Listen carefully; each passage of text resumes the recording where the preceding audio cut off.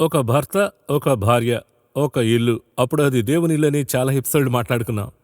ఇప్పుడైతే భర్తకు ఒక సమస్య, ఆలోచన కొరకు పలుమంది పలువురు వద్ద అడుగుతున్నారు. భార్య అయితే చెప్తున్నారని ఒక విషయం. ప్రశ్న ఏంటంటే పలు శబ్దాలున్నాయి. అయితే భర్త ఒక డెసిషన్ తీసుకుంటున్నాడు. తీసుకోవాలి. అదేలా భార్యకు ఒక సమస్య వచ్చింది. పలువురు వద్ద అడుగుతున్నారు. భర్త ఒక విషయం చెప్తున్నాడు.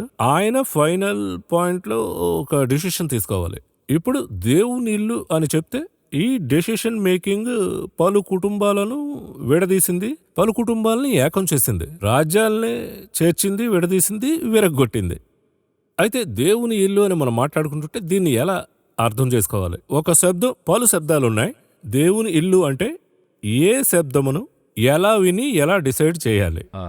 శబ్దం అన్నారు కదా మీరు చెప్పిన వర్డ్ నాయిస్. ఇదే ఈనాటి సమస్య. ఇండ్లలో మరి శబ్దం అన్నది ఇప్పుడు మన ఈ ఆలోచన అంతా కూడా రెండవది. మీరు ఏ టోన్లో మాట్లాడుతున్నారు అనేటువంటిదే ఒక కాన్సెప్ట్. ఏ విషయము కూడా మాట్లాడే టోనే నిర్ణయిస్తుంది. ఒక భర్త ఒక ఇంట్లో నుండి ఒక యవనస్తుడై భర్తగా మారుతున్నాడు. ఒక కుమార్తె అయితే ఒక ఇంటి కూతురుగా ఉండి కోడలుగా మారుతుంది, భార్య అవుతుంది. అలా వెళుతున్నప్పుడు వారి ఇంటిలో ఉండే టోన్ వేరే, ఇప్పుడు వీరి కుటుంబంలో ఉండే టోన్ వేరుగా. అవునా? అప్పుడు ఈ టోనే ఒక మంచి విషయాన్ని మీరు చెప్పే టోన్లో మారుతుంది. ఒక తప్పైన విషయాన్ని కూడా మీరు చెప్పే టోన్ మారుస్తుంది. అది మీరు అనేకసార్లు చూస్తే, ఇప్పుడు మీరు ఒక విషయాన్ని చెప్తున్నప్పుడు స్ట్రాంగ్గా చెప్పేప్పుడు ఆ ఆలోచన రిజెక్ట్ చేయబడటానికి మీరు చెప్పే టోన్ కూడా కారణంగా ధ్వని. అది ఎలా చెప్తున్నారు? నాకు దేవుని దగ్గర చాలా నచ్చిన ఒక విషయం దేవుని తెలుసుకునే జ్ఞానం అంటారు. అందులో ఒక విషయం ఏంటంటే, ఏ స్థలంలో ఏ టోన్లో మాట్లాడాలనేది ఆయన చాలా అసాధారణంగా ఉంటుంది. మనం కూడా ఒక ఎపిసోడ్లో చూసాం. ఎలీజా ఒక గుహలో ఉంటాడు. అప్పుడు దేవుని టోన్ అయితే మెల్లని శబ్దంగా ఉంటుంది. అప్పుడే బయటికి వస్తాడు. అప్పుడు ఆయనకి తెలుస్తుంది. ఇదే ఆ టోన్. ఎలా మాట్లాడితే మనం మాట్లాడేది రీచ్ అవుతుంది అనేటువంటిదే విషయమే. పలు సమయాల్లో కుటుంబాలలో సిచ్యువేషన్స్ వస్తాయి. ఆ సిచ్యువేషన్ హ్యాండిల్ చేసే విధానం ఉంటుంది. అది భర్త కానివ్వండి, భార్య కానివ్వండి. ఇప్పుడు పలు విషయాలు మనం చూస్తూ ఉంటాం. అందులో ఒక ఎగ్జాంపుల్గా ఊరికినే తీసి చూద్దాం. ఏంటంటే, ఈరోజు అనేక కుటుంబాల్లో కాలాలుగా ఒక మాట చెప్తుంటారు. మీరు అది వినుంటారు, మీ ఫ్యామిలీలో వినుంటారు, అంతటా మాట్లాడుకునే విషయమే. ఏంటంటే, ఒక మాట ఆ రోజు చెప్పావే, ఇంకా అది నా మనసులో ఉందంటారు. మాట్లాడుతూనే ఉంటారు, చెప్తూ ఉంటారు. చెప్పి 25 సంవత్సరాలు అయి ఉంటుంది. పెళ్ళైన రోజు మీరు ఒక మాట చెప్పారే, పెళ్లిలో మా నాన్న చూసి ఒక మాట చెప్పారే కదా. ఆ వర్డ్ లేక ఆ కార్యాన్ని మీరు చూస్తే అది అట్లే ఏం చేస్తుందని అడిగితే చివరి వరకు నిలిచి ఉంటుంది. అదే సమయంలో మీరు అది హ్యాండిల్ చేసే విధానం ఉంటుంది. నేను ఒక ఉదాహరణకు మీకు చెప్తాను. అది ఒకే విషయమే ఇద్దరి జీవితంలో జరుగుతుంది. ఒకటి ఐసక్, ఇస్సాకు జీవితంలో జరుగుతుంది. ఇంకొకటి యోబు, ఈ ఇద్దరి జీవితంలో జరుగుతుంది. ఇప్పుడు ఈ ఇద్దరి జీవితాలు చూడండి. ఇద్దరి జీవితంలో ఎంతో ముఖ్యంగా ఈరోజు ప్రత్యేకించి ఇది 2 పార్ట్లుగానే ఉంచుకోవచ్చు. మొదటి పార్టు భార్యలకని, రెండవ పార్టు భర్తలకని పెట్టుకోవచ్చు. లేడీస్ ఫస్ట్గా చెప్పుకుందాం. ఇప్పుడు ఇస్సాకు యొక్క సమస్య ఏంటంటే, మీరు 26 చాప్టర్ ఆఫ్ జెనెసిస్లో చూస్తున్నప్పుడు అతనికి తన తండ్రి ఆస్తిని వదిలి వెళ్తాడు. అవును, వాక్యం అలాగే ఉంటుంది. సరేనా? అవును. అబ్రహాము తన కలిగినదంతయు ఇస్సాకునకిచ్చాను అని ఉంటుంది. అవును. ఏమిచ్చాడు అని చూస్తే, అతని తండ్రి అయిన అబ్రహాము దినములలో అతని తండ్రి దాసులు త్రవ్విన బావులన్నిటినీ అని 15వ వచనంలో ఉంటుంది. అప్పుడు తన తండ్రి ఏం చేశాడు? అనేక నీళ్ల ఊటలు, బావులు ఇచ్చి వెళ్ళాడు. కానీ ఆయనే ఒక వెల్తీ పర్సన్ కదా, ఆస్తిపరుడు. అప్పుడు అన్నిటినీ ఇచ్చి వెళ్ళాడు. ఈ అధ్యాయంలో మొదటి నుండి చదివితే ఈ రోజుండే పరిస్థితిలో ఇంట్లో నుండి రియాక్షన్ ఎలాగుంటుందని నాకు చెప్పండి, మీరు చెప్పచ్చు. ఇప్పుడు మొదటి విషయంగా 15వ వచనంలో ఏముందంటే, అతని తండ్రి ఇచ్చి వెళ్ళిన అన్నిటినీ కూడా ఆ ఊర్లో అబీమెలెకు తీసేసుకుంటున్నాడు, శత్రువు తీసుకుంటున్నాడు. సరేనా? రెండవది, ఇస్సాకు ఒక బావిని త్రవ్వుతున్నాడు. 26:19 ఆ లోయలో త్రవ్వగా జలలు గల నీళ్లబావి దొరికాను. అప్పుడు గెరారు కాపరులు ఇస్సాకు కాపరులతో జగడమాడి ఈ నీరు మాదే అని చెప్పిరి. అక్కడ అతడు ఆ నీళ్లబావిని వదిలిపెట్టేశాడు. సరేనా? అప్పుడు తండ్రి దగ్గర నుండి వచ్చిన ఆస్తిని వారు తీసుకెళ్ళిపోయారు. తాను సంపాదించింది వారు తీసుకెళ్ళిపోయారు. అయితే ఈ చోట బాగా గమనించి చూడండి. ఇస్సాకు మట్టుకైతే వారు వాగ్వాదం చేస్తున్నారు. ఇస్సాకు వదిలి వెళ్ళిపోతూ ఉంటాడు. అవును, ఈయన కూడా ఎక్కడ గొడవ పడినట్టు కనిపించదు. ఉండనే ఉండదు. అతడు అక్కడి నుండి వెళ్లి మరి ఒక బావి త్రవ్వించాను. అవును, 22వ వచనం. ఆ రియాక్షనే కొంచెం వ్యత్యాసంగా ఉంటుంది. చాలా గొప్ప న్యాయమైనదిగా ఉంటుంది. హ్యాండిల్ చేసే విధం చూడండి. అయితే ఇప్పుడు ఉండే ట్రెండ్ లో ఏంటి ఇలా మోసపోయేవాళ్ళ ఉన్నాడు అని పిచ్చోడని చెప్తారు. ఒకే ఓడే. అతను ఒక పిచ్చోడండి. అన్నిటినీ వదిలిపెట్టి, అంటే ఏంటంటే ఈయన ఆ దేశంలో పరవాసిగా ఉన్నాడు. అలా ఉంటున్నప్పుడు ఆ ఊర్లో ముఖ్యమైన వాడే అబీమెలెకు. అంటే ఒక సీనియర్ పర్సన్ అని చెప్పొచ్చు. ఇంకా చెప్పాలంటే ఆ ఊరికే పెద్ద అని కూడా చెప్పొచ్చు. అటువంటి ఒక వ్యక్తి వచ్చి తనకు అడ్డుగా నిలిచినప్పుడు ఎదిరించడం లేదు. సరే పోని అని అంటున్నాడు. మొదట మీరు వదిలిపెట్టడానికి మీకేం కావాలి? ఒక ఆలోచన కావాలి. మైండ్ సెట్ రావాలి కదా. అంటే ఇలాంటి సమయాల్లో అతి తక్కువ ఎదిరించే స్వభావం మీ దగ్గర ఉంటది. కొంత ఎదిరింపు. ఇలాంటి వ్యక్తులను మనం చూస్తున్నప్పుడు ఏమంటామో వీళ్ళు అమాయకులు అని అంటాం. అయితే దీన్నే మరి బైబిల్ ఇష్టపడుతుంది. గుమ్మములలో నిలిచి బుద్ధి చెప్పబడుతున్నప్పుడు అక్కడ బుద్ధిమంతుడు ఊరకుండవలెననుంది. గుమ్మములంటే కోర్టుని సూచిస్తుంది. పలుచోట్ల నీతి. ఆ కోర్టులో నీతి మీకు విరోధంగా, తప్పుగా లేక విరోధంగా వెళ్తున్నప్పుడు, అన్యాయం జరుగుతున్నప్పుడు మీ వైపు నీతి ఉంటది. అయితే ఆ కోర్టులో విషయం తప్పవుతుంది. అలాంటప్పుడు ఊరకుండమని. యాక్చువల్గా రీసెంట్ గా ఒక సిఎస్ఐ రెవెనెంట్ యొక్క అది డెత్ యానివర్సరీకి వెళ్ళాను. అక్కడ ఆయన కొడుకు ఒక విషయం చెప్పాడు. ఆ సిఎస్ఐ రెవరెండ్ అయితే ఆయనకు ఒక ఏదో అవినీతి జరుగుతుంది ఏదో. అయితే ఆయన తీసుకున్న నిర్ణయం ఇంటిలో, నేను సంఘానికి ఎగినెస్ట్ గాను దేనికి ఎగినెస్ట్ గాను కోర్టుకి వెళ్ళను, ఆ అవినీతి నాతోనే ఉండనివ్వండి. అయితే కోర్టు సంఘానికి ఎగినెస్ట్ వెళ్ళని ఒక పాలసీ తీసుకున్నాడు. అయితే ఇది ఫస్ట్ ఆయన వర్ధంతి అంటే యానివర్సరీలో మాట్లాడుతున్నాడు. అప్పుడు ఎలాంటి క్వాలిటీయో చూడండి. అంటే దేవుడే నీతిగల ఒక న్యాయాధిపతి.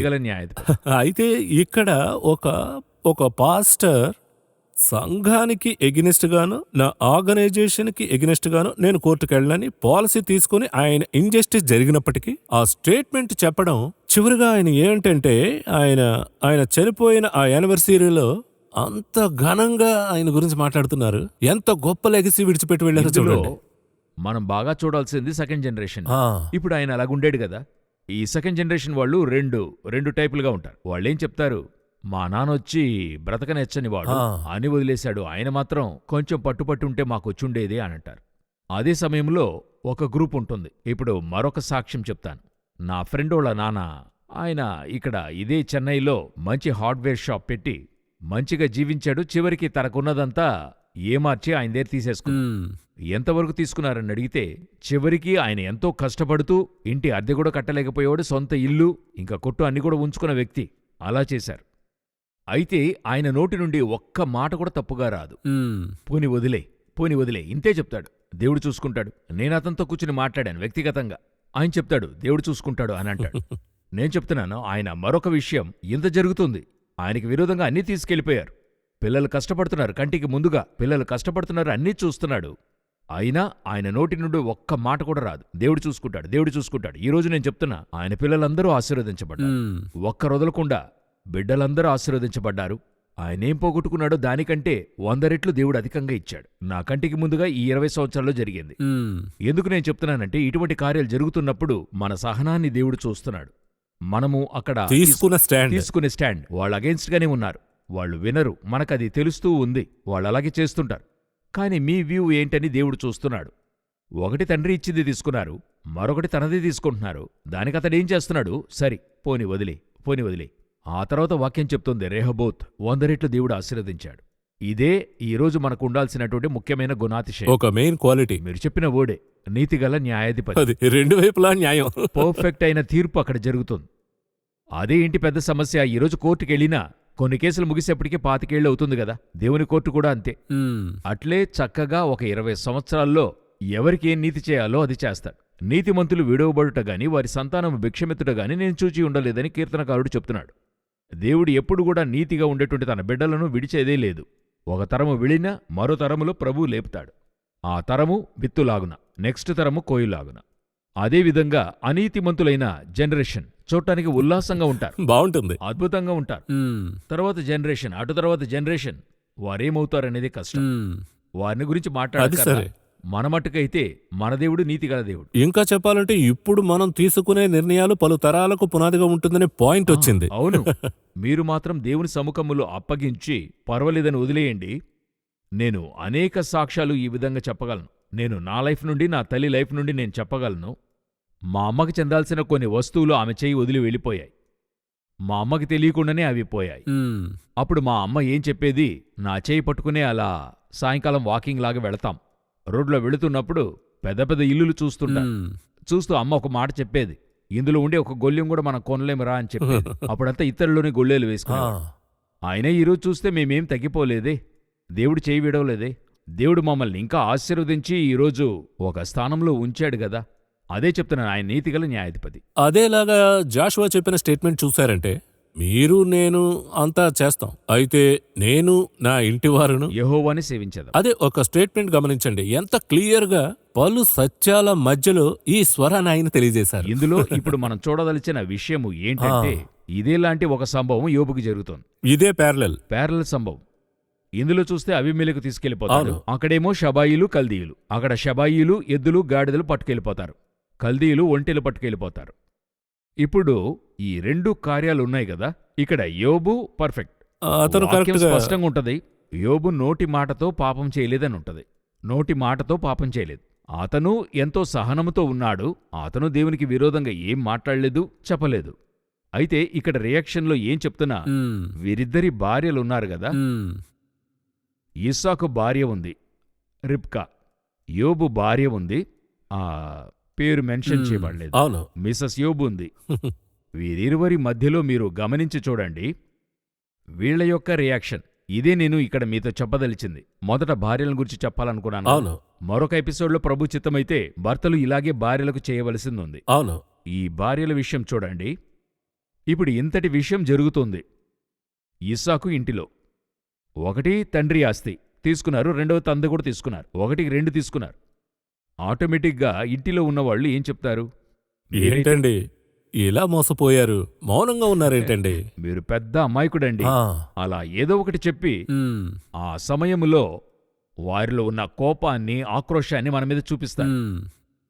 ఇదే విషయాన్ని వారి తల్లికో మరి అక్కలకో సొంత వాళ్ళకి ఒక ఫోన్ చేసి, ఈయన ఇంతటి ఒక పాపం, ఈయన ఇలాగంతా ఏమారుస్తున్నారు, ఈయన ఇలాగని మనల్ని కూడా చెప్పేస్తారు. ఎంత చెప్పినా వినడం లేదు. మీరు యోచించండి, యోబు భార్య మాట్లాడిన విషయాన్ని మనం తర్వాత చూద్దాము. ఎందుకు రిబ్కా ఒక మాట చెప్పలేదు, ఒకే ఒక వర్డ్.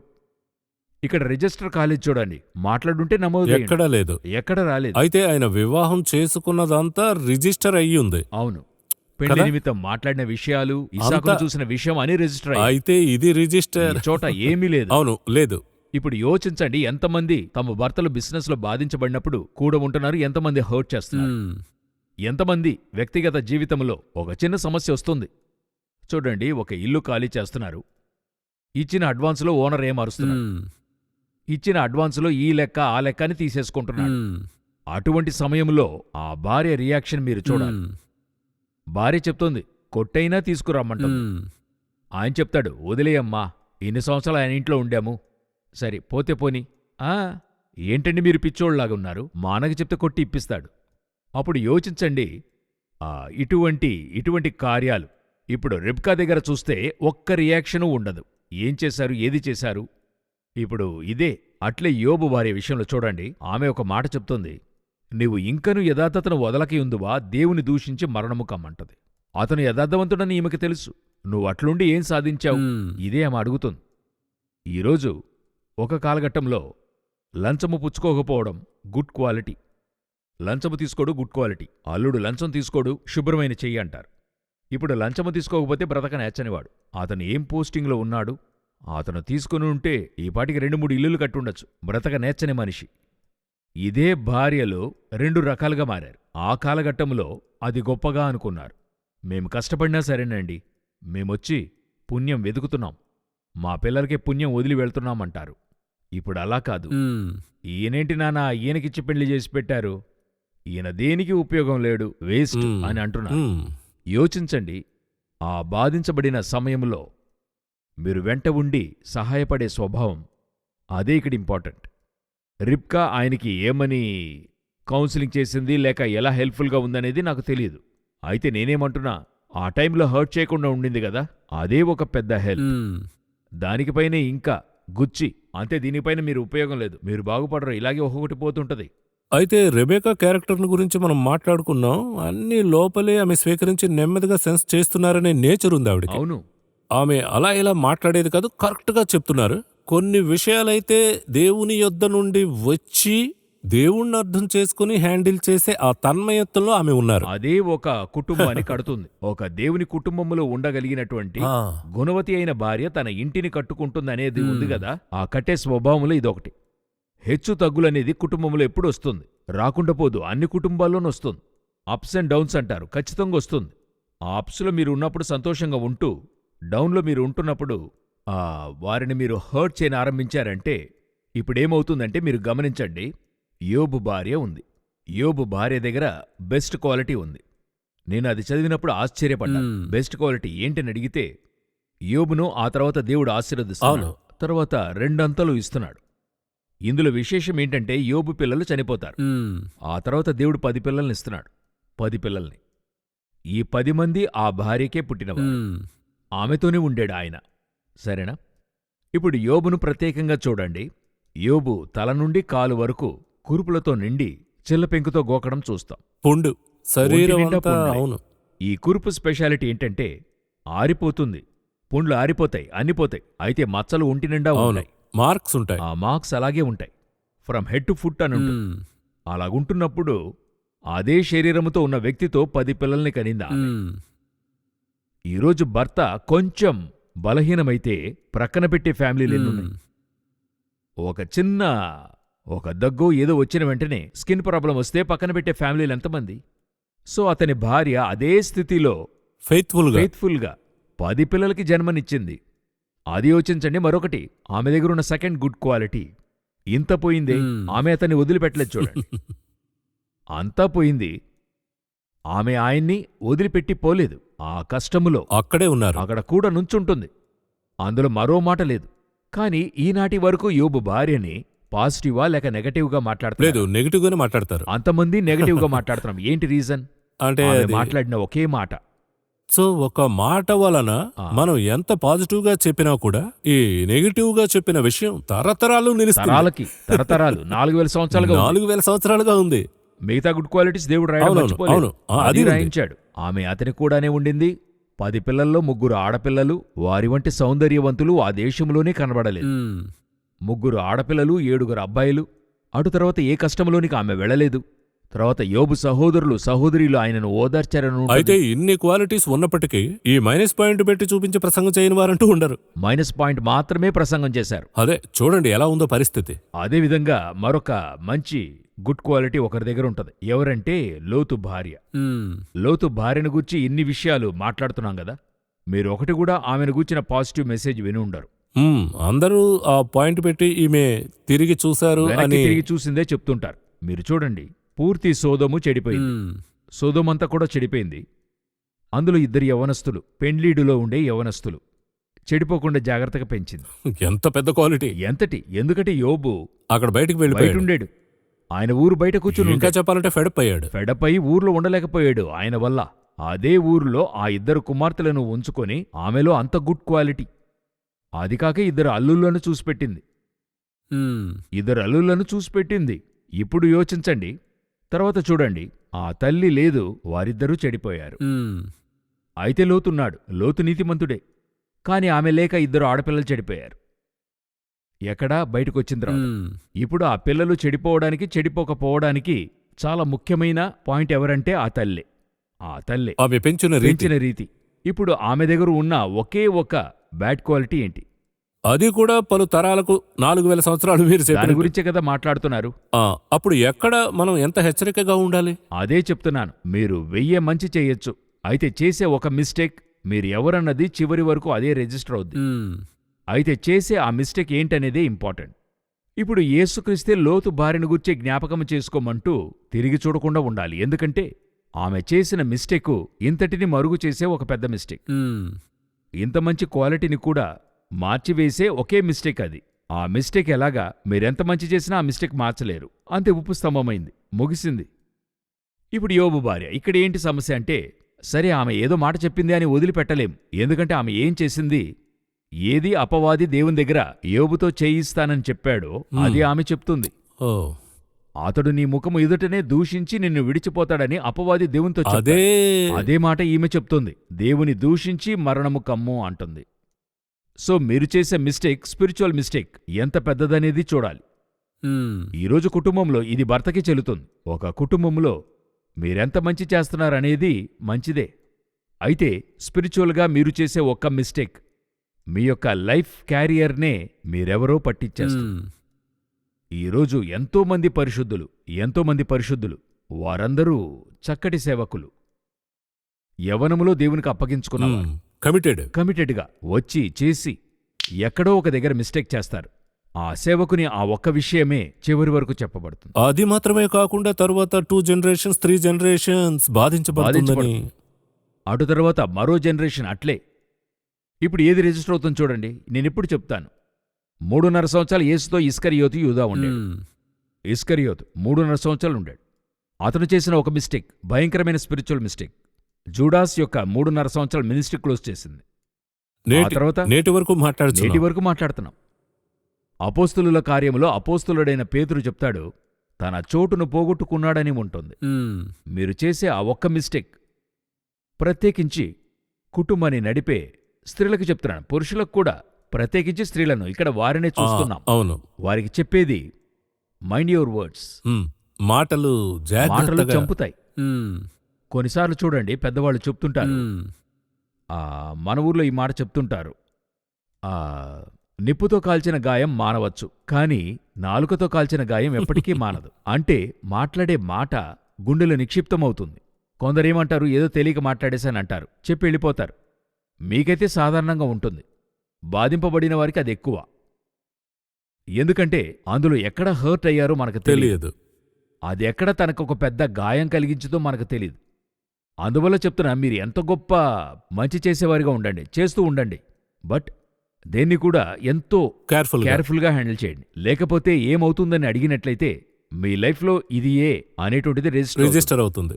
ఆ తర్వాత మీ అన్ని గుడ్ క్వాలిటీస్ను అదృశ్యమవుతాయి. సరే, చివరిగా ఒక ప్రశ్నతో 1.5 నిమిషమే ఉంది. ఒక విషయం బ్రదర్, అర్థమైంది మీరు చెప్పింది. ఏకపై నేను కరెక్ట్గా ఉంటాననేది ఒక గ్రూపు. మరో గ్రూపులో ప్రేక్షకులు అడిగే ప్రశ్న ఏంటంటే, చాలా మిస్టేక్స్ చేశాను బ్రదర్, ఇప్పుడు అర్థమైంది నాకు, ఇప్పుడు ఆ మిస్టేక్ చేసింది నేను కరెక్ట్ చేసుకోవాలి, ఏకపై కరెక్ట్గా ఉంటాననేది ఒక గ్రూపు. మిస్టేక్ జరిగింది, అయితే తెలుసో తెలియకుండానో మాట్లాడేశాను, అయితే ఇప్పుడు నేనేం చేయాలి? ఈ 1.5 నిమిషంలో ఇలాంటి వారికి మనం ఏం చెప్పాలి? బైబిల్లో ఉన్నదే, ఎప్పుడు బైబిలే సొల్యూషన్. చక్కగా ఒక మాట చెప్తాడు జక్కయ్య, నేను ఎవరి దగ్గరైనా అన్యాయంగా తీసుకుని ఉంటే 4 గంటలు చెల్లిస్తాను. అది డబ్బో ప్రేమో అన్ని మీరు 4 గంటలు తిరిగి ఇవ్వడం. So valid point. మీరు 4 గంటలు, నేనేం చెప్తా, మీ తల్లినో లేకపోతే మీ అత్తగారినో ఆరంభంలో మీరు ఎలాగైనా చూసుండొచ్చు, వారిని కించపరిచి ఉండొచ్చు. అది వచ్చిన క్రొత్తలో, ఆ యంగ్ ఏజ్లో, నేనెప్పుడు చెప్తాను, ఆ ఎంగేజ్లో ఏదో గబగబగబా మాట్లాడుండొచ్చు, అది ఉండొచ్చు, స్పీడ్గా ఉంటుంది. అయితే వారి అంతిమ కాలంలో 4 గంటలు తిరిగి ఇవ్వాలి. ఇచ్చారంటే ఆరంభంలో మీరు చేసింది కూడా మిమ్మల్ని క్షమించి మీరు వెళ్తున్నప్పుడు ఆశీర్వదించి వెళ్తారు. కొందరిని చూస్తే ఆరంభంలో బాగుండి చచ్చేప్పుడు శాపాన్ని తీసుకెళ్తారు. తల్లిదండ్రులదే తీసుకెళ్లేవాళ్ళు ఉన్నారు, బాగా చూసుకుంటారు, చివరిగా వాళ్ళకి అవసరమయ్యే కాలం అదే కదా, చనిపోతున్నప్పుడు, వారు మరణించేప్పుడే కదా వాళ్ళకి అవసరం. ఆ కాలంలో చూడకుండా, ఏది చేయకుండా, లేదండి మా నాన్నకి ఆరంభంలో జ్యూస్ అంతా కొనిచ్చానండి, చనిపోయేప్పుడు మాత్రము కొనిచ్చావా అనేదే ఇక్కడ ప్రశ్న. అది మీరు తిరిగి ఇస్తున్నారా అనేదే. అది చేశాం, ఇక్కడ తప్పు చేయని వారు ఎవరూ లేరు. 4 గంటలు తిరిగి ఇవ్వాలి. అలా తిరిగి ఇచ్చారంటే ఇది మారి ఆశీర్వాదమవుతుంది. చాలా సంతోషం బ్రదర్ జగన్. ఐ థింక్ ఇందులో చాలా లోతైన స్పిరిచువల్ లెసన్స్ ఉన్నాయి. మనం 27 నిమిషాల్లో మాట్లాడుకున్నాం. అయితే ఇదొక బైబిల్ స్టడీ మెటీరియల్. ఇది తిరిగి వారు చూడాలి, అందరికీ షేర్ చెయ్యాలి. దీన్ని అనువదించి మనం పలు భాషల్లో ప్రసరిస్తున్నాం. ఇది పలు ప్రాంతాల్లో రీచ్ అవుతుంది. ప్రాక్టికల్గా డిస్కషన్, అది కాకుండా బిబిలికల్ డిస్కషన్. బైబిల్లో అయితే మనం ఏదో ఒక ఆలోచనకు వెళ్ళడం, ఇక్కడికి వెళ్ళడం, వారిని అడుగుదాం, అవన్నీ ఇందులో ఉన్నాయి. మనం ఉదయాన్నే కూర్చొని ధ్యానిస్తే ఎన్ని ఆలోచనలు గమనించండి, ఎన్ని మంచి విషయాలున్నాయి. మరో కార్యక్రమంలో ఇప్పుడు మనం భార్యల గురించి మాట్లాడుకున్నాం. సిచ్యువేషన్ ఎలా భార్య హ్యాండిల్ చేయడం అనేది అవును. మాట్లాడాం. ఇప్పుడు భర్త హ్యాండిల్ చేయడం అనేది దీనికంటే కేర్ఫుల్ గా ఉండాలి. దాని గురించి next అదే మాట్లాడదాం. ఆలోచించా. భార్యల గురించి చక్కగా మాట్లాడారు అని అంటారు. ఇప్పుడు మళ్ళీ వస్తుంది. మరో వారంలో చూద్దాం. ఈ కార్యక్రమంలో మీరు వచ్చి కలుసుకున్నందుకు వందనాలు. తరువాత వారంలో ప్రజలు వెయిట్ చేస్తారో లేదో గానీ నేను మాత్రం వెయిట్ చేస్తా. సంతోషం, వందనాలు.